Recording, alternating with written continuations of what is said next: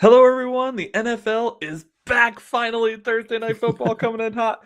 Oh, man. Our Miami Dolphins are opening up the season against the Indianapolis Colts and Daniel freaking Jones, dude. Oh, man. So, our new look defense has its first test.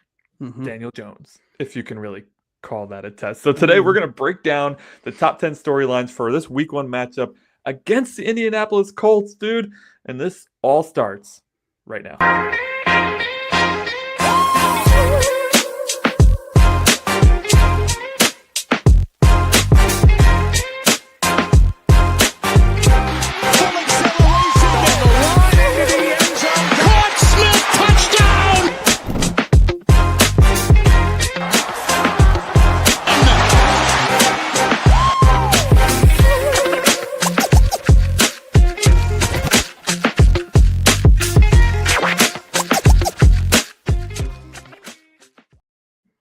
Welcome back to the 305 Gridiron, ladies and gentlemen. It is finally time for real live NFL football.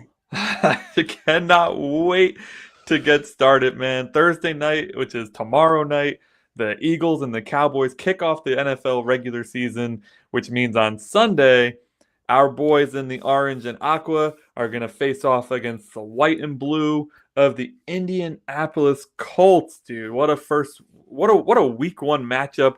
Of course, this team used to be in the same division as us, so they used to be a division rival. There's still a little bit of that division rivalry amongst the fan bases, but not too much. When they had Peyton, we didn't stand a chance against them. So kind of lost the rivalry after that. So before we dive in to our top 10 storylines for this matchup against Indianapolis Colts, I want to get the fans' take first because we're going to come back to this later. So in the chat, if you're here with us tonight, drop your hottest takes. Who is your X Factor player? Who's just going to light up this game? What's one bold prediction to look for in this matchup? And give us your final score. Or give us one of the three. I don't really care. Give us something. I want all of them. Give me all of them. We want to hear your voices. We are going to read them off at the end when we give our predictions for X Factor, bold take, and final score. So we're hoping to bundle it all together and wrap it with a bow and have that ready for you just in time for our week one matchup against the Colts. I cannot believe that football is officially back, man. I can't believe it. It simultaneously felt like a lifetime, and then it felt like, on the other side of the fence, it felt like it just ended. You know what the longest period is the 2 weeks between the final preseason game and the start of the season. Yep. I know, we get to talk about what's the final roster going to look like and all that stuff. But now that there's only one cut down day, even the excitement of that is kind of removed because it's so hard. There's so much information to cover, right? And as content creators, it's like, okay, we have to cover everything, but there's so much. It's like, dude, I don't even know, right? If you don't do a daily show, which we don't do, right?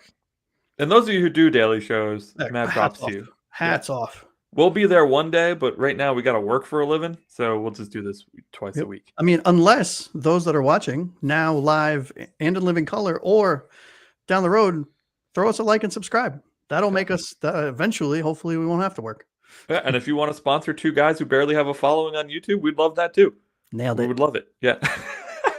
By the way, new schedule. So we're going live Mondays with our reaction shows, Wednesday with our preview shows. So you can expect this schedule for the rest of the regular season, and then it will change again in the off season, but we'll talk about that a little bit later. Yep, and it's 7 p.m. Eastern for both of those shows. Correct. Twice a week. And then obviously if there are any kind of breaking news or crazy injuries or anything, we need to do a short or a shorter video on, we certainly will be live in that. Yeah. And typically we are a live show. Next Wednesday we will not be live. It'll be a recorded episode because I have a vacation that I've already paid for, so I'm not backing out of it now. Very selfish. I know. Stop it. Stupid of me. But yeah, how about we get into this matchup, dude? Let's do it. Get into Dolphins versus Colts, week one, NFL regular season. The first storyline. Now, these storylines are in order, by the way, from what we deem the least important to the most important. So, top 10 storylines going into week one of the NFL regular season between the Miami Dolphins and the Indianapolis Colts. The national media expectations for this Miami Dolphins team are the lowest I've seen since maybe the 1-15 season where Cleo Lemon was the quarterback at one point in time. I don't understand it.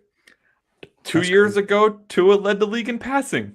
And we were being lauded all over the place for having this impressive, new, fast offense. Nobody could stop us. Like, look at how good the Dolphins are. They choke in December. We all know that. But before December, they're impressive. To many outlets have us with a top 5 pick in the draft. Yeah. Yeah. It's I feel like it's easy, right? This is like shooting fish in a barrel, right? Because all of these national media pundits, at least in my opinion, right? I mean, I've been a media guy going on now 2.5 years, right? This is our new collective show, but as some of our listeners know and some of our viewers know, we were part of a larger contingent last season. Yep. I feel like our fan base is so quick to flip and quick to like start commenting, right? So it's very easy to get clicks, right? And you say the Dolphins are the worst team in the league. Yep. I find it very difficult to believe that Tua is ranked national media, like kind of by average 26th to 28th quarterback with some like, Michael Penix is ahead of him. And I mean, Drake May's ahead of him. Quarterbacks that have lesser stats and that have never beat us have above this guy. And I'll just never understand it. I get it for those of you that are about to blow up the comment section and say, well, he's always injured, right? Health is a problem. Okay. I understand that. And I agree with you, right? That is, we can't argue that. But when he is healthy, which he is now going into this new season, he's a top 10, 12 quarterback in this league with stats that put him higher than that in some statistical categories. I just don't understand it. You sent me a video the other day, which actually was one of the more level-headed videos I've seen, despite them also having the reservations about this team. It's Brett Coleman's new show. I can't for the life of me remember the name of it off the top of my head. But Brett Coleman's a guy I've been following on social media for years now. Same. I mean, this dude is one of the most level-headed people out there in terms of football analysis. And one of the points he made that I thought was very interesting was this team nearly made the playoffs last year, despite having all of these problems, which people are using against us to say we're going to be one of the worst teams in the league. People are saying the offensive line isn't any better than it was last year. They're saying that the drama around the team with Tyreek and all that stuff hasn't repaired itself yet. They're saying that Tua can't stay healthy, and will he ever become the quarterback that he's meant to be? But if you take a step back and look at all of those points you're making, we won 9 games last year. And we're getting with 4 or 5 starting quarterbacks throughout the season. I mean, injuries and locker room division. Drama. I mean, yeah. And that doesn't even mention the defense, which was probably the most injured unit in the NFL. We lost our 2 starting pass rushers to start the season. And we were relying on Chop Robinson, who was very raw coming out of college, so we didn't know what we were going to get there. The safety room was a mess. The corner room was a mess. The linebackers weren't that good. One of them ended up getting one of the starting linebackers got cut halfway through the season. One of the captains. Right. How often does that happen? Like, this team, and I totally get why people are putting us last. I can see, like, if all of you're basing this on is what happened to us last year and you haven't really been paying much attention to the team. Yeah, it's easy. In the offseason, it's easy to be like, well, this team was the absolute dumpster fire at the end of the year, which is totally true and totally fair. It was. Yeah, we kept stepping on our own junk. I mean, it's, every opportunity we got a chance to, we screwed up. I mean, you and I were outraged when they brought back Greer and McDaniel. It just didn't make any sense how a team could fall apart like that and still keep towing the company line, right? Same old thing. Yeah. But if you look at the team and you look at what they've built and look at what they're focused on and listen to the players and actually listen to a press conference once or twice. Not Mike McDaniel. His press conferences are awful, but listen to the players. We have built the culture, or we are at least in the process of building the culture that we want. Tyreek was not named a captain for a reason this year, right? That's not the culture we want anymore. We don't want the undependable, emotional, just immature culture that we had, which we definitely had. You can't say we didn't, right? No, it was unequivocally. Yeah. So now we bring in guys like Willie Gay Jr. and Kenny Britt to help on the defense. You know, Zach Sealer gets paid to stay and help lead the rebuilt culture. Tua is another year older, another year more mature. He's talked about how the culture, how they've been hanging out outside of practice and outside of the facility more to even build that culture, despite, by the way, spending 12 to 14 hours a day with each other in the facility. They're continuing to hang out outside. So I totally understand the national media's look at the Dolphins from last year, especially if they cover all 32 teams. Maybe they don't have enough time to look at the overall picture of what they've done this offseason. But man, there's a few things that they touch on that I'm just so annoyed by, and we're going to talk about them further into our top 10, so I don't want to go too much into detail. But there's a lot of lazy analysis out there. Yeah, and you know what? I don't understand it. Right. I think you're being very graceful, and I applaud you, sir, because normally you are not. Right. You are ready to hold people accountable, which I appreciate about you. I will say this. Some of the people, a lot of the national media and some of the Dolphin specific media should know better. Right. Oh, yeah. This is your job. Your job is to know football and to know teams. And if you are solely basing your opinion on what a team did last year, irregardless of the fact that we went from the third oldest team last year to the fifth oldest team last year to the third youngest team in one off season, looking at all of the pieces that we brought together, looking at the trades that we made to get some of the distractions out of the building and what we brought in to replace some of those distractions, and another year in the system, another year of growth for example, the Devon Achans and the Malik Washingtons and the Taj Washingtons and the Chop Robinsons on the defensive side, and so on and so on and so on. And you look at how they are how they are holding themselves accountable, both inside and outside, meaning to the media. They're talking about these things. They're not keeping it inside and saying everything is roses and sunshine when we all know it's not. They are actively addressing it live and in living color. I think this is a very different Dolphins team. You know, it's a very, very different Dolphins team than what we had last year. Yeah. And if you're curious and you missed our prediction show, I would definitely recommend you go watch it.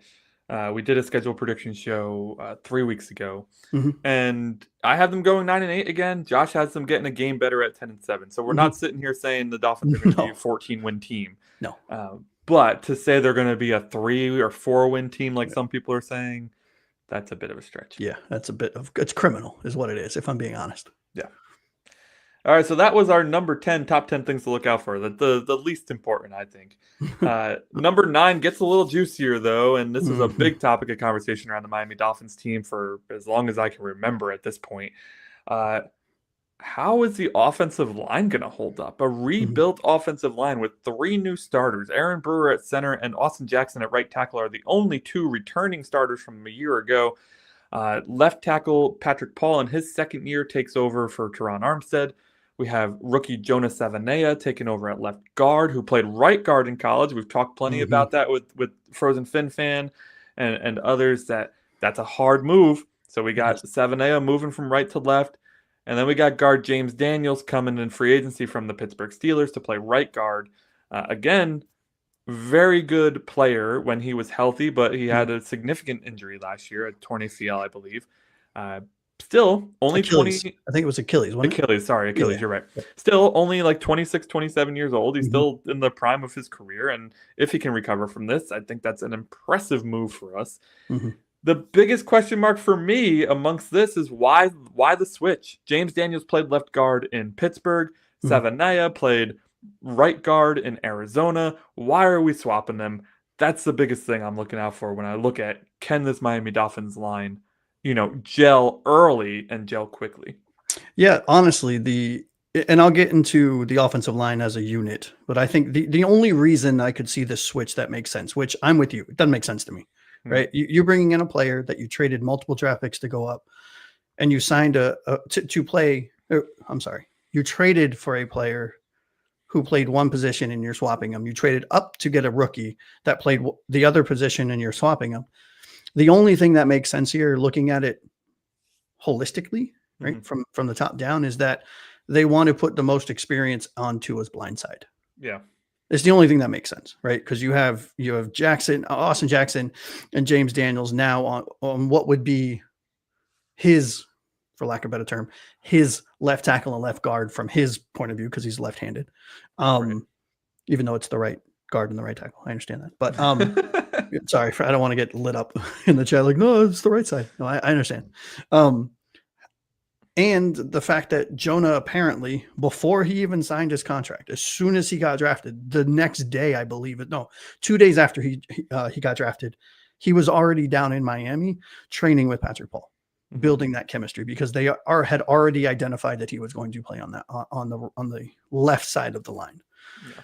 So, will it work? TBD. Do I think it'll work? Absolutely. I have said it on the show. I have said it in our group chat, and I've said it to anyone that'll listen. I think that this is the best offensive line unit, both from a starter standpoint and a depth perspective, that we've had in the last decade. I think my hope really is that they're gelled and they're playing as a cohesive unit by the game against the Chargers, which is week 6.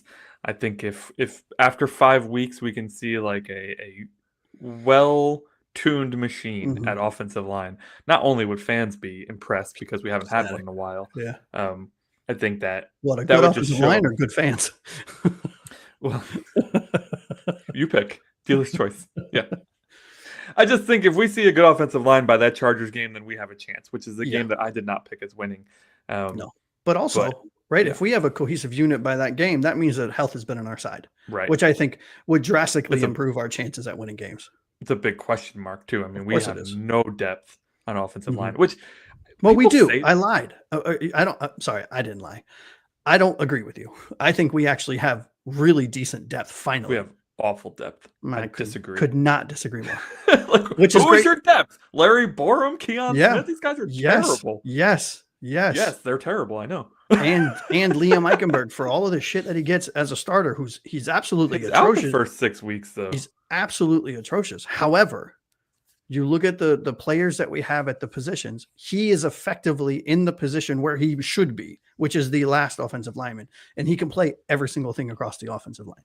You have players at depth that both have experience and versatility, which we didn't have last year, which we didn't have the year before. So if anyone goes down, yes, they're not quote unquote starters, but they're not. That's why they were cheap. That's why they're our backups, because they're not starters.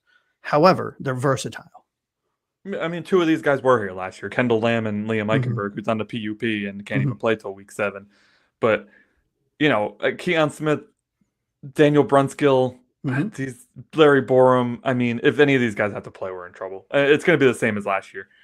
I don't have any faith, unless it's a tackle unless it's a guard who goes down, then maybe they can get covered by center and tackle. But man, if Jackson or Paul goes down, you don't believe in Jackson Carman? Come on, man.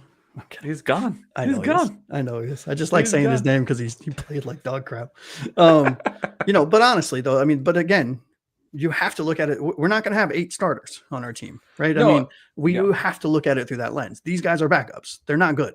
But which is the point I was going to get to actually is that that talking point, even though I use the talking point a lot, makes me laugh, because what team has 8 good offensive linemen that they can just plug and play it? Nobody, right? Nobody. Like Tua, like you've said, and I could not agree more with you. If Tua goes down, the season's over, irregardless of who your backups are, right? The same can be said about, let's say 1 tackle and 1 guard goes down, or the center goes down and a tackle, or let's just say this, 2 of the 5 starters go down. No matter who you have as a backup, they're backups. We're not going to do well. You know what I mean? Unless we want to coerce Nick Foles out of retirement here. And, I'm all set. Thanks. Make a little magic step 2. No, I'm good. I'm good. I'd rather have Minshew. Well, he went to Kansas City. He could win himself one. Yeah. He's no dummy. He's like, I'm gonna go win a ring. Yep, that's great. All right, let's move on to number 3. Number 2 was, can the offensive line? What will we see out of the offensive line? It's revamped. We don't really know yet, but we are hopeful and we are bullish on this new offensive line. Number 3.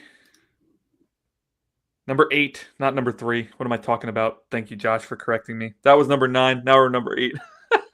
I don't know how to count down, apparently. The week one, this is an incredible stat, by the way. When you put this on the show notes, I was impressed. Can the Colts break the curse? Yeah. Apparently, the Indianapolis Colts have not won an opening day matchup since 2013. Mm-hmm. Will we be the team to help them break that curse, or will we continue it and put them in the ground where they belong? That's a little excessive. Well, I mean, this week I want to throw them into the ground, right? Yeah. I don't want to injure anyone, but it's going to be interesting, right? You look at the predictions of the scores; they're kind of real close, and they go one way or the other. There's not a definitive winner, right? When you look at all of the projections rather from the national media, from Vegas, from all the sports book and stuff, it's a point and a half here, it's 3.5 points here, it's 4 or 5 points here, it's maybe a touchdown if you're lucky.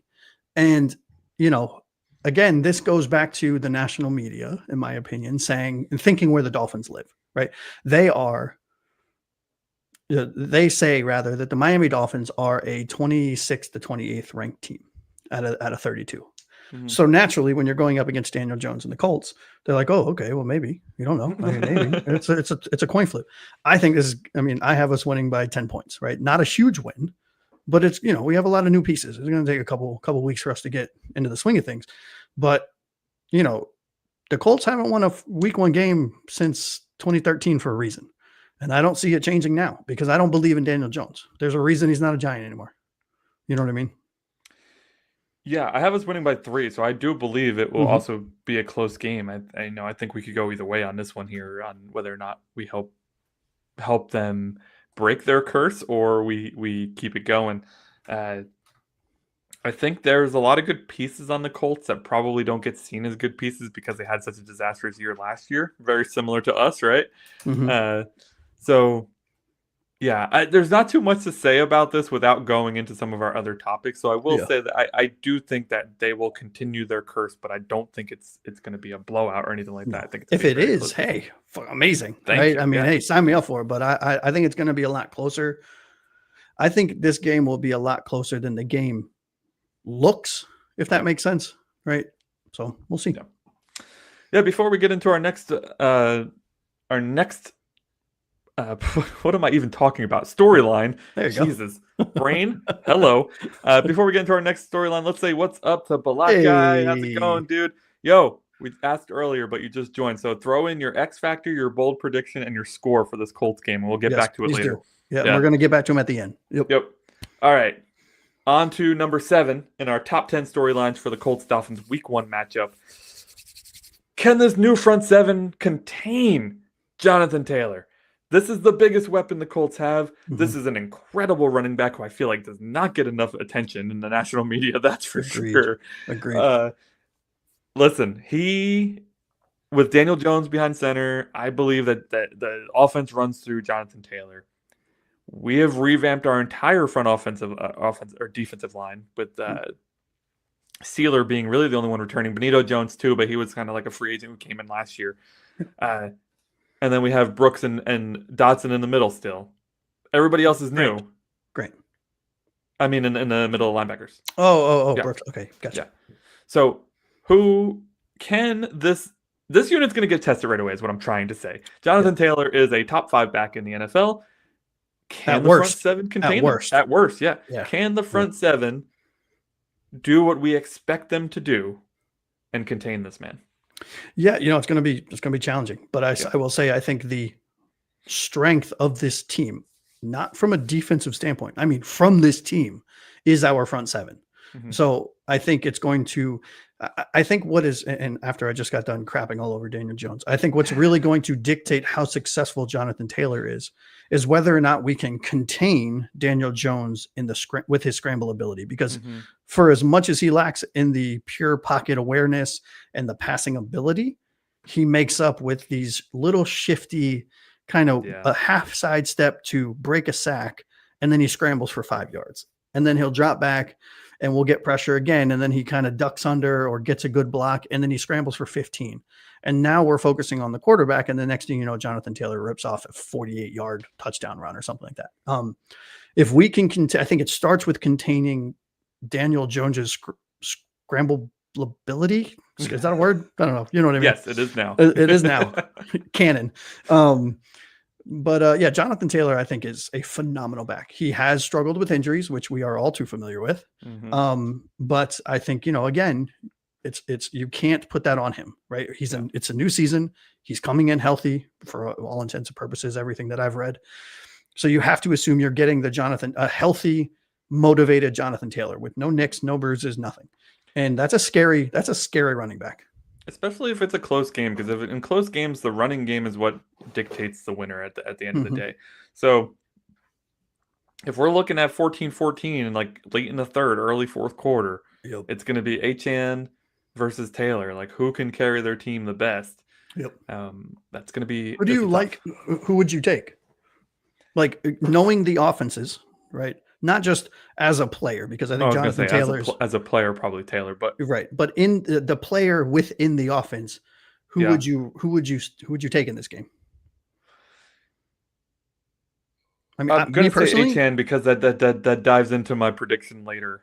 So it would be foolish of me to say Taylor and then come with my prediction later. So yeah. I mean, me personally, I still think Jonathan Taylor is a better running back than Achane, because he gives you everything, right? Yeah. Where Achane has the speed over Jonathan Taylor. Jonathan Taylor has the power and speed and receiving ability and blocking ability. So, it's going to be real interesting. It's going to be real interesting.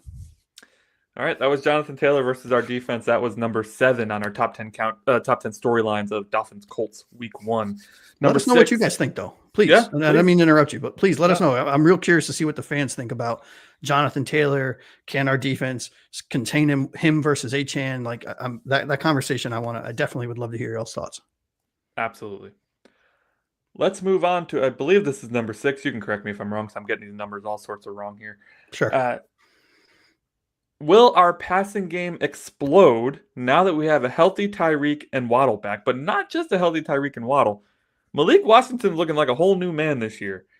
In the preseason, he played with the ones. He looked incredible. And then we signed Nick Westbrook-Akine to give us a bigger body in the receiving core. I think we have 4 legitimately exceptional wide receivers. Obviously, one of them is a superstar, being Tyreek Hill. Another maybe a star, depending on who you talk to. I'm a little hot and cold on Jaylen Waddle. I know you're very hot on Jaylen Waddle. But man, will we see the passing game return? Because last year they completely disappeared, and we just resorted to throwing screen passes 100 times a game and making games practically unwatchable. Yeah. Honestly, I think it goes back to, and I'm saying this jokingly and very sarcastically, the 28th ranked quarterback, right? Tua Tagovailoa, which I think is absolutely absurd. I think with Tua behind center, right, I think we see a resurgent game from Tyreek Hill. I think we see and this is a spoiler alert to my hot take, if you will, right? My bold prediction. You see an even better game from Jaylen Waddle. And you see Malik Washington make his imprints, right? And you see Nick Westbrook-Akine make his imprints in the red zone, which is what we brought him in for. He's that 6'2", 6'3", different physical body type that we didn't have in the room specifically for those red zone threat, to be a red zone threat rather. And I do think we see shades of the 2023, right? I really do. And, I'm not saying that Tyreek's going to have 180 and Waddle's going to have 112 and Nick Westbrook-Akine is going to have 2 touchdowns. Like, I don't think that, because I think I predicted a 27-17 victory, right? So, but I do think you see 85 yards from Tyreek Hill. You might see, over 100 from Waddle, maybe a touchdown for Westbrook-Akine, and some seriously clutch third down conversions from Malik Washington, because don't forget, and we're going to talk about this next, they're also facing a new defensive coordinator with very new pieces. Yeah, I think, Tua may spread the ball out more. I mean, Tyreek had that amazing year 2 years ago because they came out and said, we're trying to get him 2,000 yards, right? Like, they were purposeful with that.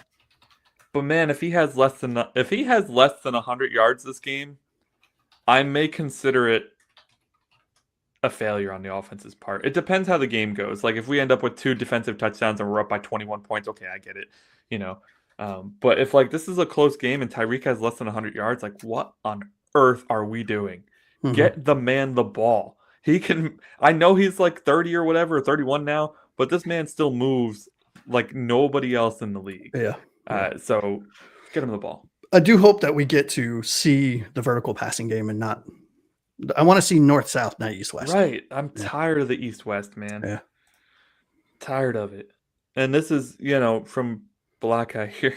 If you haven't seen it, there was definitely a take out there. I don't even know who the writer was because I don't care to follow him. But there was a bunch. There was Pro Football. It was Barry Jackson, I believe, was the other one. I mean, there was a ton of them. They had two as the 28th best quarterback in the league. Yeah. Can you think of 27 other quarterbacks that are better than him? I mean, I can't. It was criminal. It's really criminal. I can't. All right. So let's move on to number 5. 4. 4? Whatever. 3, 2, 1. Yeah, 4. I don't know. Sure. 4, 3, 2. No, 5. 5. Okay. Yeah. Number 5. We can do math. We are very bad. Listen, behind the scenes context, they're ordered 1 to 10, but we're counting 10 to 1. We're trying to do the math in our heads. It's not working out. Number 5 is the Indianapolis Colts new look defense. Lou Anarumo. That guy has taken over as defensive coordinator. They're rolling out a new scheme with him. They got some new pieces. They also have a pretty impressive front 7. So what's this overhaul going to look like against Miami's offense that struggled last year? We haven't seen them yet this year. First chance to see them. We came out really slow against the Jaguars in week 1 of last year. If we come out slow again, we could be in some trouble here. Yeah. I think this is where their Achilles heel is going to be, right? Outside of Daniel Jones, who I think is the Achilles heel for that team. I think, Lou Anarumo coming from Miami, we all recognize him. He was our DC, or not our DC, our cornerbacks coach, right? Our defensive backs coach. And we'll see a familiar face in Xavien Howard, who's archaic by NFL standards, who I don't know played last year. It's kind of like our Darren Waller. It's their Darren Waller, right? If you will. They're starting him, by the way. I know. Well, I thought our cornerback room was bad. They took a guy who's been out of the league for a year and a half. I mean, look, I'll say this. If you're going to pick up Xavien Howard and you're going to want to play him one game, let him play the first game of the season, because that's probably the best he's ever going to be, right? I think Tyreek Hill and Jaylen Waddle are going to burn him alive, which is great, right? Yeah. If we can get rid of the ball, that's the problem. Well, yes, exactly. I think they do have a very good front 7. They have okay cornerbacks, in my opinion. They have an okay safety room, in my opinion. They're not a bad defense, right? I don't think they're a bad defense, but I think that's the strength of their team outside of Jonathan Taylor. But I just think their defense doesn't necessarily match up with Miami as well as you would want it to. If you were a Colts fan, it matches up great for us from our standpoint, because we're Dolphins fans. But yeah, no, it'll be interesting. And as you know, if you watch football, not just from a Miami standpoint, but if you watch football and study football, which we both do, when a new coordinator comes in, specifically one of the higher ranked ones, the defensive coordinators, the offensive coordinators, the head coach, it takes time. It genuinely takes time for the players to get the terminology down, be able to translate it because what you want your players to do is to play without thinking, right? And you can't do, it's hard to do. So, I think that is going to be a big thing to watch, and that I will be focused on is how often are they tapping their helmets to the sideline to say, tell me again, I didn't hear what the defensive play call was. How are they going to handle our rubs and our screen passes and all of the exotic looks that we give teams on offense? I'm curious to see how a new defensive coordinator trains his guys. Absolutely. I can tell you, though, there is one particular matchup that really scares me because I feel like it's scheme agnostic. Mm-hmm. And I think it's Buckner versus Daniels and Buckner versus Savanea. I think Tavares Buckner is going to absolutely eat against a rookie and against a guy coming off a torn Achilles. Like, Brewer better be ready to do a lot of chipping because I think it's going to be needed. Because wherever Buckner's lining up, I hope you have some help, dude. Yeah, well, don't count out Ingold as well, because Ingold helps a lot. Yeah, Ingold with those chips. But if we're playing like last year and we're banking on Julian Hill to help chip block these guys, I mean, Jesus Christmas, Tua's going to get murdered. Yeah, he really is. Yeah, and we did pick up Juju Brents from Indianapolis Colts to play corner, and right on the 53-man roster, so they clearly see something in this guy. Yeah, and I'll be honest with you, I was not a fan of this pick until I went back and watched some of his film, and I was like, okay, I can see some stuff, right? Maybe. It only takes some stuff to make this roster at cornerback. Honestly, it only takes some stuff to start on this roster. Yeah, it's true. It's true. All right, so that was number 5. Number whatever it was. Yeah, number 5, Indianapolis's defensive overhaul. Keeping an eye on that in this for sure. That is a big storyline. Of course, we're going from order of least important to us to most important to us. So to have Indianapolis topic at number 5, it's a pretty big deal. Yeah. Because our offense, they've come out struggling a lot. So we need to see them pick it up. All right, number 4.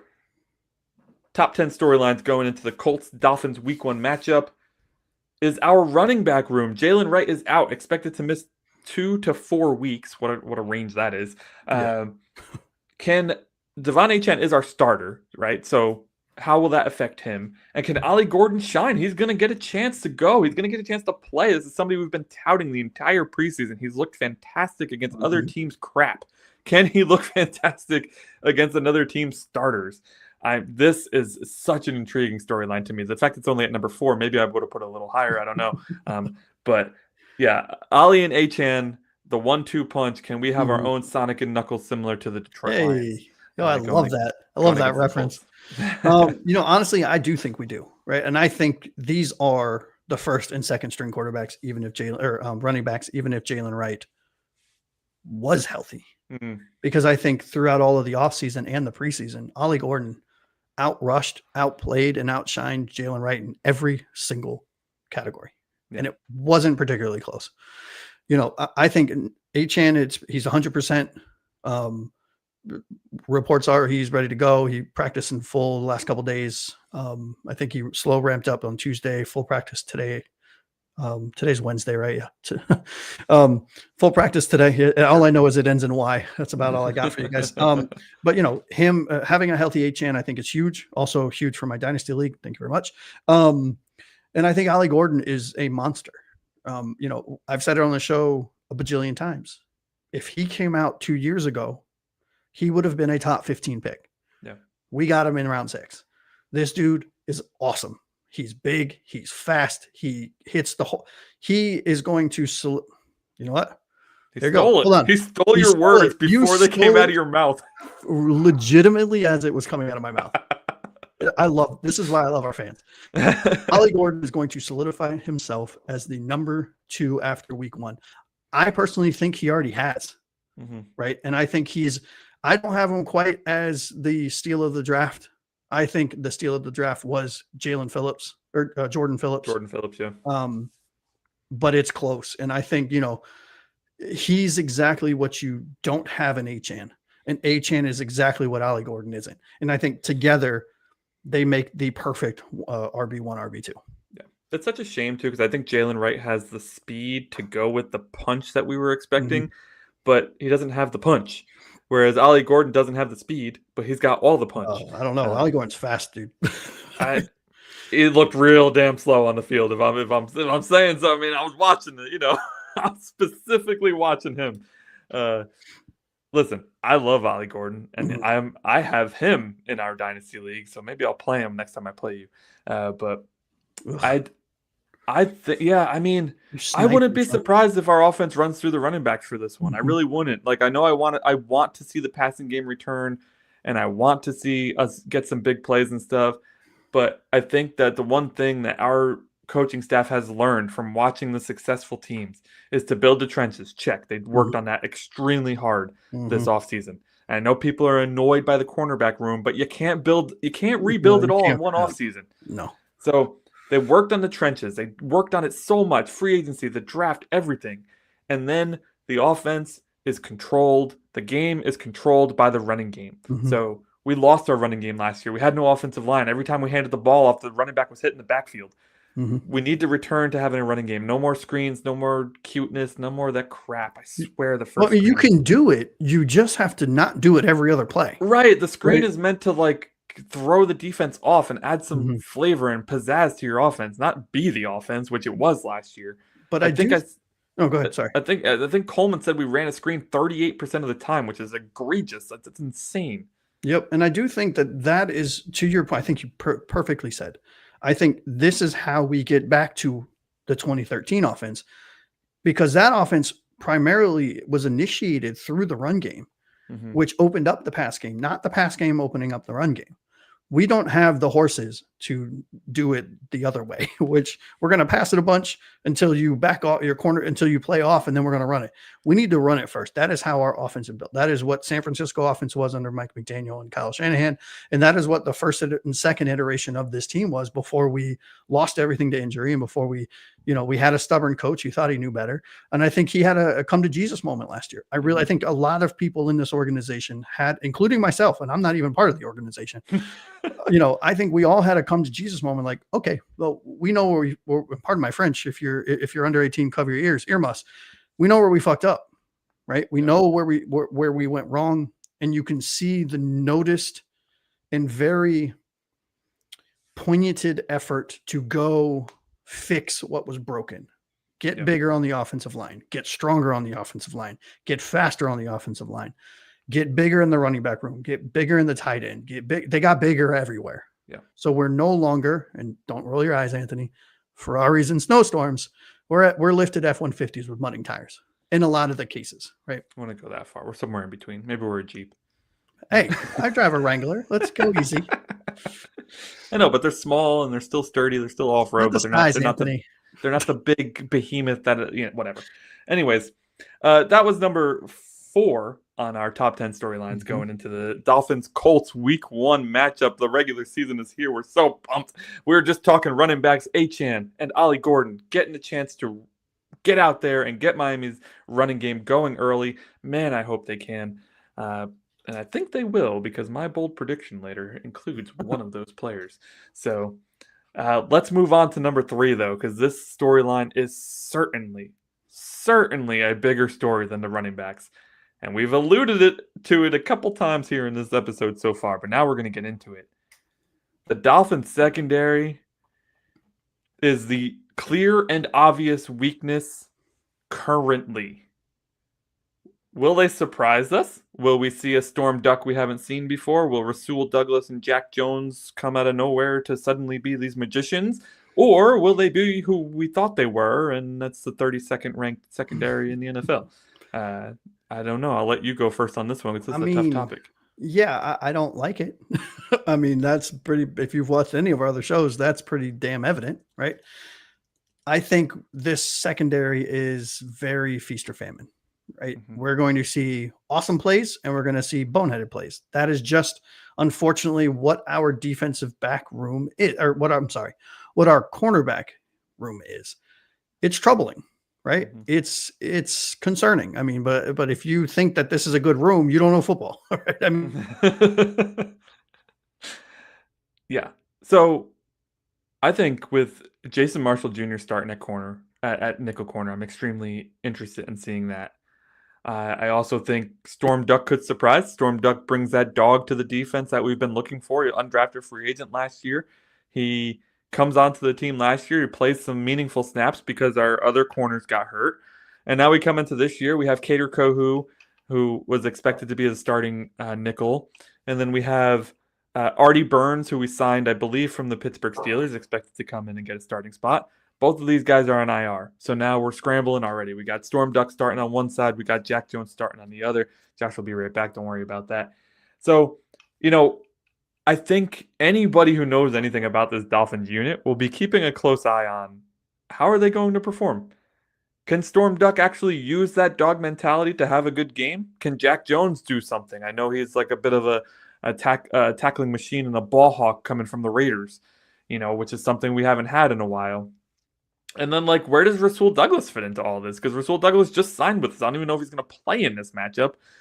It's a completely intriguing position on our group, and I'm just so pumped to watch it, and it's like a train wreck, dude. You just can't look away, and maybe they'll surprise us and the train will miss the truck that's on the track somehow. It'll just do a little magic whoop-de-whoop up and over, or maybe they'll do exactly what we expect them to do and they'll hit that damn truck and we won't know what to do with ourselves. Yeah, and sorry, Josh, one last thing. What I do know is that the front seven is in a position to force the opposing quarterback to make some mistakes. Mm-hmm. Can these guys take advantage of that? Yeah, and sorry for the viewers. I had some technical. You're not on your Yeti, sir. Let's switch your mic. Thank you very much. How's that? Is that better? There we go. Better. There we go. All right. Sorry about that. I have some audio issues on my end. Yeah, I think to your point, I think it's going to be a real feast or famine, right? And I think, it's going to be one of those games where maybe we're surprised. I mean, look, Balaka coming in with the real hard hitters today. Yeah. Killing it today. We love Weaver. So if we love Weaver, we need to trust Weaver. And we need to trust that he knows what his cornerback room looks like. And he knows what his safety room looks like. Safety room is much better. Yeah. Maybe he'll get those guys on the field way more often than the corners, or at least get them out there to help the corners. I wouldn't be surprised to see 3 safety sets pretty often here. Agreed. Maybe not pretty often, but I mean, in big passing moments, situations for sure. Right. In big moments, absolutely. Yeah. I mean, we don't want to put them out there the whole time because then Jonathan Taylor's just going to destroy us. Right. But I mean, don't forget also our front seven perfectly said. I think it's a top 4 front seven without question. And I don't think it's a debate. And I think we've gotten much faster and much smarter at the linebacker position. We've gotten younger and faster and more aggressive and more talented at the defensive line position with people coming back and with our rookies coming in. It's going to be fun, man. It's going to be real fun. Absolutely. So yeah, I'm excited to see what the secondary brings to us. I think the front seven, which we haven't talked enough about, even though we have talked a lot about them, excited to see what they do. I can see a situation where if they lock Jonathan Taylor down and Daniel Jones is forced to throw a lot, we start seeing some plays being made in the secondary. We'll see. All right, let's move on to number 2. That was number 3 on our top 10 storylines. Dolphins, Colts, Week 1, NFL, regular season, 2025. It's coming. Let's go. Yes. Number 2, going back to the Colts. Mm-hmm. I don't think this kid's as bad as people say he is when he has a good offensive line. That's Daniel Jones. He's the new signal caller. He beat out Anthony Richardson in the preseason. They listen, I know the Daniel Jones feels are not great, right? But the Colts specifically went after this guy. He was expected to sign with the Vikings. He was on the Vikings practice squad. The expectation was, okay, when and if Sam Darnold moves on, Daniel Jones will sign. It'll be Daniel Jones and J.J. McCarthy. The Colts said, not so fast, my friend. We like Daniel Jones, and we got this Anthony Richardson kid that we're not so sure about. So let's bring in Daniel. Let's have a competition. Let's see what happens this offseason. And lo and behold, Daniel Jones beats out Anthony Richardson, who was a top 5 pick just a few years ago, 2 years ago, in fact. And now he's the starter for the Colts. Daniel Jones has a lot of flaws. A lot. He is panicky in the pocket. He is not the most accurate quarterback in the world. He will miss a wide open guy on more than one occasion in a game. But this dude earned the nickname Danny Dimes for a reason, because when he is on, it's like there's a completely different player out there. And the more important piece, though, is not his arm. It's what you alluded to earlier in this show. Daniel Jones ran for 700 yards one year. If you didn't know that, consider yourself learned something today. Learned. There you go. Daniel Jones can run. Our defense historically has not been very good against running quarterbacks. So, to your point earlier, can we stop Daniel Jones from extending plays with his legs? And can we force him into bad situations with his arm? I think ultimately, after everything we've talked about, it comes down to the quarterback. And these are the key questions that we need to answer in this Week 1 matchup. Yeah, I don't really have much to say, right? You kind of nailed it. Right? I think it comes down to, Jonathan Taylor is going to be the one that everyone's focused on. But I think his success stems off of Daniel Jones' success on the ground specifically. Yeah. And I think with our retooled front seven, what we did in the offseason was one of those, I'm going to sit down, I being the Dolphins front office, I'm going to sit down and figure out what we did wrong. What did we struggle with? what type of player do we have that we need to change in order to not suck at something?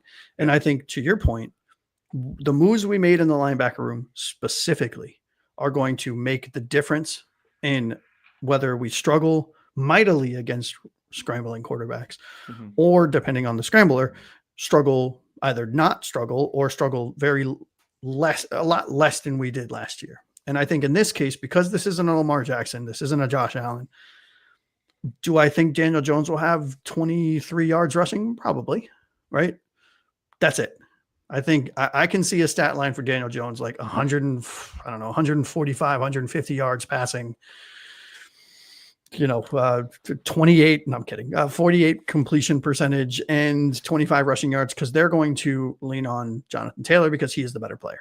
Now, if we are not careful and we get lackadaisical on him specifically, he could carve us up. And I know it's such a funny thing to say in the same sentence as Daniel Jones, but to your point, one season he rushed for 700 yards. This dude knows what to do. I watched him break off a 68-yarder against the Tennessee Titans a couple years ago. Yeah. I mean, truthfully, I could see Daniel Jones running for 23 yards on one play. Like he has the talent to do it. And we got better. We have better talent. Yeah. I mean, I don't want people to write him off just because he is who, like, he's the name, right? Like, I think Daniel Jones is Ryan Tannehill. I feel like they're the same guy. Yeah. I mean, you're getting your 3,000-yard passer who can run for 500 yards, occasionally will throw a bullet that makes you think, oh man, he might be the guy. But the 95% of the time he's throwing bullets to the fans. Like, the thing that I want to focus on really with him, though, is their offensive line is revamped. Their offensive line is way better. Last time he had a good offensive line was 2022. He threw for 3,200 yards. He had a 3-to-1 touchdown to interception ratio, and he had 700 yards on the ground with 7 touchdowns. That's an impressive season. It's not a superstar season, right? But it's a top 12 quarterback season. So Jones has it in him. Can we force him into enough mistakes where we don't see that version of Daniel Jones? Now, that's 2022. That's 3 years ago. That's a lifetime in the NFL. But we have a tendency, our past teams have a tendency of falling to these guys. Will Levis 2 years ago, right? We need to come in here and we need to really set the tone that we're not going to let Daniel Jones tear us up. Yeah, I mean, I'm looking at their I don't know the Colts offensive line starting off the top of my head. Is Quentin Nelson still there? Quentin Nelson's still there. They got Matt Goncalves on the right guard side. Tanner Bortolini is at center, and then Braden Smith and Bernard Ryman at. Yeah, I mean, I don't think that's outside of 2 players, I don't think that's a very good offensive line. I think that's a very middle of the pack offensive line, which may be fine, right? Maybe that's all they need. But I can't pretend that I know a lot about offensive line, but a lot of talking heads say that this is a good unit. So but those same talking heads are saying Tua is the 28th ranked quarterback. Listen, so I can cherry pick stats too, bro. Taylor, welcome to the show, dude. Thank you. I appreciate that. Appreciate that. All right, so let's get into our top storyline to look out for in the Dolphins versus Colts Week 1 regular season matchup. Let us know what you think about the other 9, and then let us know what you think about this one, because I think you can all see it coming. It's Tua, baby. Can Tua stay healthy? Can Tua stay sharp? Can Tua return to his 2023 form where he played a full season, led the league in passing, had an incredible touchdown to interception ratio? Like, can we get that Tua? Or are we going to be looking at a guy whose Jacksonville matchup last year is returning, Yeah, I mean, look, I think we're going to have somewhere in the middle, right? If I'm being completely honest, right? I think Tua is going to have a very healthy year this year. I think for numerous reasons, but I think because of the revamped and, in my opinion, much improved offensive line, both from a starter and a depth position. But I don't know. Unfortunately, we can't sit here and say we know what's going to happen. But what I can say is that Tua is going to be Tua. He's going to be accurate. He's going to fit balls into tight windows and put them on the numbers. And it's going to come down to his playmakers to actually catch the ball. Because don't forget, Tyreek Hill dropped 2 touchdowns in the Kansas City game. Tyreek Hill dropped. I'll never forget. No, never forget. Tyreek Hill dropped a 4th down conversion and a touchdown in the Tennessee Titans game. Jaylen Waddle dropped numerous. I mean, so Tua can't force these guys to catch, right? He put them on the number that he did his job. And because they dropped him, it negatively impacts his stats. So I think there has to be some give and take when you look at Tua from a statistical standpoint. But he did, last year, he led the league in completion percentage. The year before, he led the league in a couple stats. The year before that, in 2023, he led the league in damn near every key major quarterback category. I mean, every year Tua has improved. You look at every single year, he's found something that he was bad at the previous year, and he improved outside of being able to stay healthy, which, hey, that's genetics, I guess. But Tua's going to be real. It's going to be fun. I think he's going to have a hell of a game. I don't have us winning by a lot. It's a 10-point victory in my opinion, but I think Tua's going to be accurate. I see him throwing somewhere in the 25 to 28 balls, right? Because I see us leaning heavily on the run game. Maybe one or two big ass plays, and then everything else is those short intermediate. Let your players play. Let your star wide receivers be star wide receivers. Yeah, 72.9 completion percentage was the most amongst quarterbacks with over 100 attempts. But given that we ran a screen on every other play, that's not that surprising. Hey, that's not Tua's fault, though. Right? No, but it's also not surprising. Listen, what I want to say, though, is that Tua did not have a bad year last year. He missed 6 games. I get it. The best whatever availability, blah, blah, blah, blah, blah. Same old cliche, right? 2,800 yards, 19 touchdowns, 7 interceptions. That's not bad. That's not bad over 11 games. 260 yards a game. We're acting like the guy threw for 150 yards a game. We're acting like he's Danny Dimes. Right? 260 a game is legit, right? And I just, I don't know. It's going to be interesting. It was fifth in the league, by the way, in yards per game. Fifth. Fifth, right? Last year. And actually fourth if you remove Jimmy Garoppolo from that equation, which I should have. So he was fourth. Fourth in the league. So we'll see what we get on Sunday. I'm so excited to see Tua play again. I'm so excited to see Miami Dolphins football.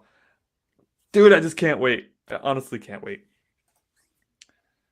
Here's a comment from Black Eye, right? Tua smart. Because of that, he can always improve. Year 6, I truly believe he's a late bloomer. Battled injuries, I can see a serious breakout year speaking into existence. Dude, let's try to keep the positive train rolling. Let's not be unrealistic, right? I don't think he's Josh Allen. I don't think he's Patrick Mahomes. I don't think he's Lamar Jackson. But I do think Tua has the ability to be a very, very good quarterback in this league. Shit, he showed us in 2023. He has the ability to do it. It just all has to line up. And I think this year it will. In 2023, he threw for 4,600 yards. So I'm curious from the fans here, Black Eye, and I know Taylor, you're somewhere in the ether over there. What does a breakout season look like for Tua? If he's already thrown a 4,600-yard season, I'm interested in your thoughts. We're going to get into our predictions here in a second. So while we're doing that, what are your thoughts? What is a breakout season for Tua Tagovailoa, and what are his chances of making it? Man, I'm really and don't forget, for those of you that are new in the chat, and Black Eye mentioned it up towards the top of the chat, give us your X factor for this game, your bold prediction for this game, and your predicted score. We're about to hit those up, and we want to make sure we pull everyone in.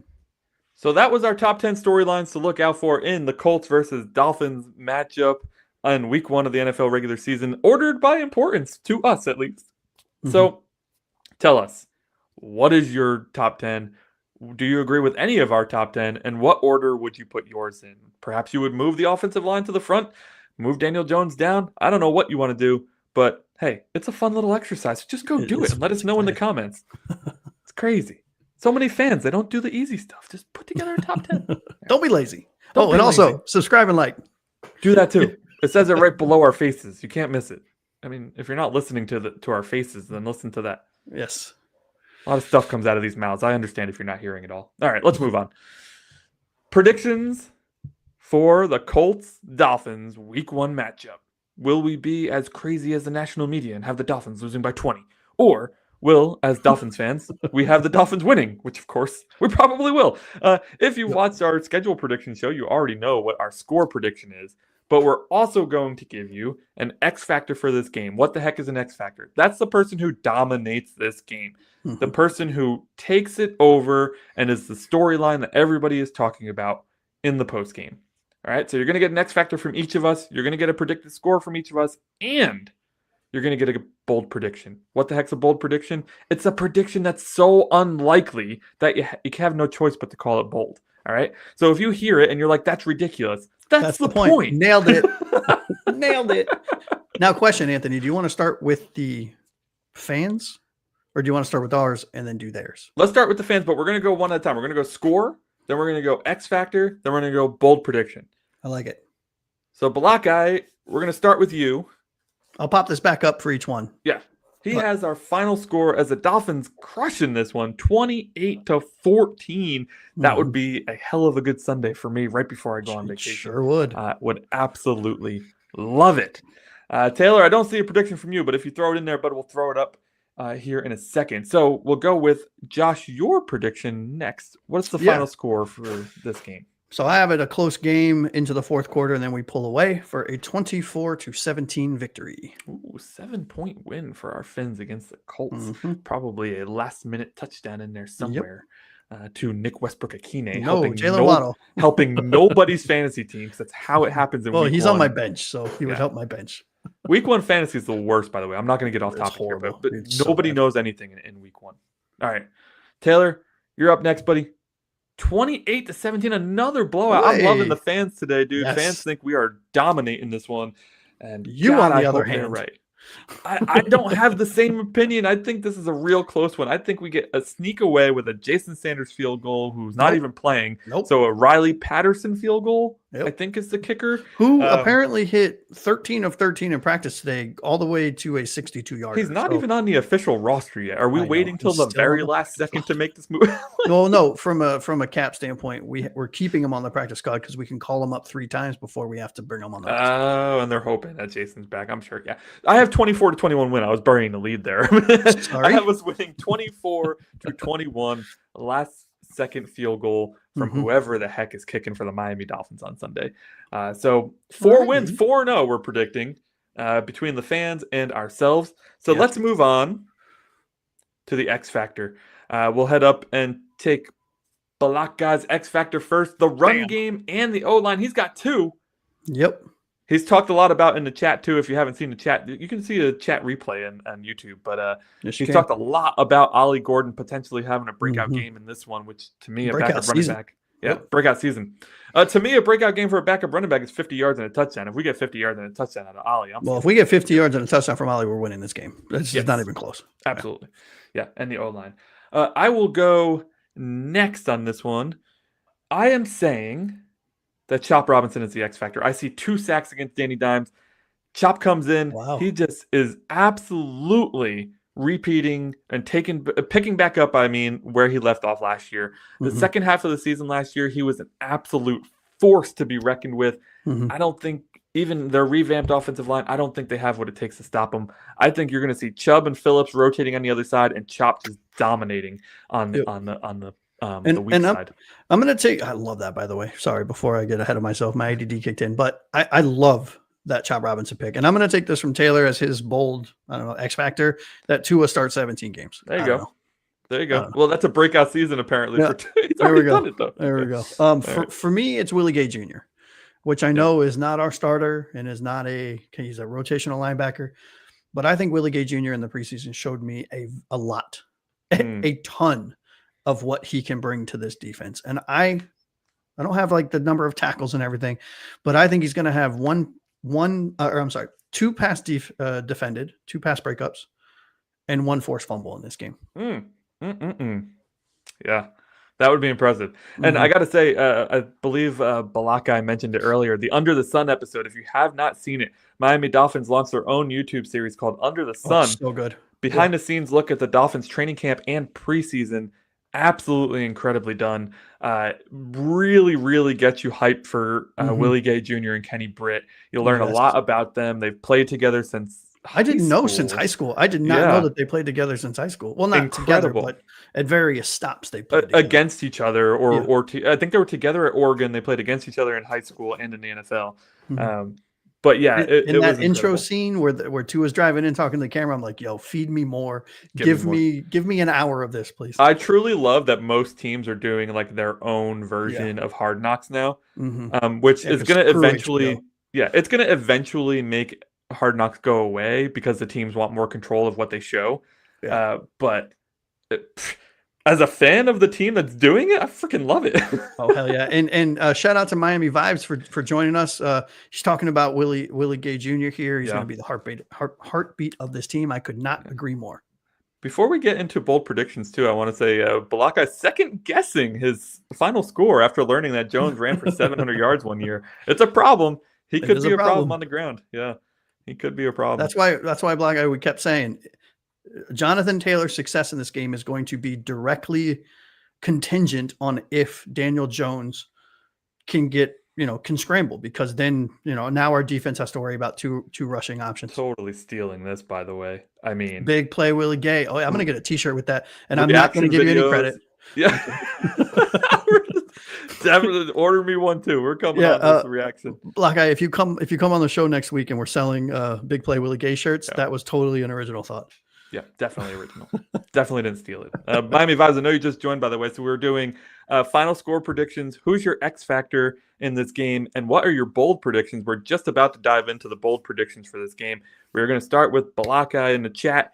He believes that all of our edge defenders get a sack. That's Jalen Phillips, Matt Judon, Chop Robinson, and Bradley Chubb. So let's see if that happens. Yeah, it's gonna be interesting, man. If that happens, man, this is gonna be like a 48-17 blowout. I could see 4 sacks though, because Jones likes to scramble the outside, and this is perfect. This is eat, baby, eat. Let's get it. And we have I'm not lying, man. Our front seven is a top. I could not agree more. And I've been saying it, with Black Eye. I've been saying it all. I don't know, all summer, right? That I think this is a top 3 unit, the top 3 front 7 unit, and it's not even close. And I think Danny Dimes going to be scrambling. He's going to be seeing ghosts. He's going to have butt fumbles. He's going to have, he's going to have all kinds of problems standing back there. Yeah, they're going to surprise 5 or 6 sacks in week 1, and people are going to be talking about them. Yeah. Similar to, you got to be careful of that too. Remember the Saints started off like, what was it, 4 or 5 games last year, 40 points a game they were scoring. Yep. And then they just but they're the Saints. They're not the Miami Dolphins. They completely, okay, whatever. All right, let's move on to Josh's bold prediction for this game. Yeah. So I think Waddle and Hill are going to feast in this game. With Hill coming back, right, from a down year. But I think my bold prediction is that I think Waddle will outpace Hill in targets, catches, and yards. Oh, baby. What are we talking here? Give me numbers. 8 targets, 6 catches, 112 yards. Oh, my goodness. Start him in fantasy, boys, or else you're going to regret it. And I'm not saying that my dynasty ownership of Waddle played into this in any capacity. It probably did. Let's be honest. It probably did. Where is it? Hold on. I got to find it. Where does it say speak it into existence? Damn it. There's somebody commented speaking into existence. Yes. My bold prediction also has a Miami Dolphins offensive player going off, and I do not own this guy in fantasy, but Josh does, so he's probably pretty pumped about this bold prediction here. Yes, I was. I believe that Devon Achane is going to join the 100-100 club with 100 yards rushing and 100 yards receiving. Tua is so excited to be back and to have Achane back. He gets him involved in the passing game, and he rips it on the ground. Achane's going for 100 receiving and 100 rushing. And we are going to absolutely dominate this game. I know it's different than my final score, but this is why it's a bold prediction. Yes, sir. If you have bold predictions that we didn't get to show, please leave it down in the comments below. We love reading your comments. We love commenting on your comments. Whoa, that's like commenting on your comments. There you go. Third world shit right there. All right. Yes, it is. Yeah. We love it. So please leave us a comment in the chat. If you're not watching this live, you're watching it a little later on. We would love to hear your thoughts. And if you watch all the way to this point, 1 hour and 9 minutes into this show, holy crap, please subscribe because you obviously like us. Hell yeah. Give us a like because YouTube loves likes. The more likes we get, the better we do. And one more thing. Sorry, Anthony, on that. We are on the road to 100 subscriptions. We are a new podcast, so help us. Tell your friends, tell your family, tell your mom, tell your dad. We are trying to get to 100 subscribers, I believe, by the end of next month. So the mid-November, I think, was our goal. Yeah. Yep. So any subscriptions help the formula, help with us to continue to do this twice a week live for you guys. And we'll have to get like a little thermometer with the subscriber count in the middle here. That just very 1980s, like, you know, we got to make it retro. We need a new gym. Yeah. Right. We got awesome. All right. Oh man, what a great show, Josh. Yes. It's been fun chopping it up with you again. I can't Always. believe Miami Dolphins football is back, dude. Absolutely incredible. Thank you to Balakai, Miami Vibes, and our boy Delusional Fins, aka Taylor, joining us in the chat. We appreciate you guys so much. Yes, all right, so that'll do us for today in the 305 Gridiron. But before we go, I need to tell you about a new segment we got coming next week. We didn't have enough time to get it together this week, but we're super excited about it because we got it all, we got the idea together. It's called the 2-minute drill. We're going to spend 2 minutes per question reacting to your biggest take. So if you have a big take or maybe a medium-sized take that you want to throw down in the comments below, we are going to spend some time every preview episode, I believe it is, just spending 2 minutes on that take, reacting to that take. It's going to be crazy because we're not just coming at it with our normal tempo. We are going to go nuts on this. Yes, Josh and I are going to take opposing sides on the take. We're going to get aggressive. We're going to get emotional. It's going to be awesome. 2-minute drill. Look for that next Wednesday, on the preview show for our Week 2 matchup against the New England Patriots. On Monday, you'll see us here on YouTube yet again because we'll be breaking down what happened in this Colts-Dolphins matchup. Can't wait, man. It's so exciting to be back in the regular season. Dude, I can't believe it. I'm so excited. So, once again, thank you so much to you guys. You are absolutely what makes this show special, what makes this show tick, and what makes it so that Josh and I want to keep coming back and doing it again twice a week, right? So, hit like button, hit the subscribe button, leave a comment for us. We love you. It's not just about the algorithm. It's about talking to you, people, Miami Dolphins fans, or Colts fans. I don't care. Yeah, we'll take them all. Except for Bills fans. Bills fans, stay home. There's so many of them on YouTube. Go away. All right. But like and subscribe before you leave. Yeah, do that too. Yeah. All right. That was our breakdown of the Dolphins-Colts matchup coming up here on Sunday at 1 p.m. Eastern time. Cannot wait to watch it. On behalf of Josh, a.k.a. Aqua Ace over here, I am Anthony Pinzone. Thank you for hanging out with us. Fins up, and we will catch you Monday night. Later, everyone.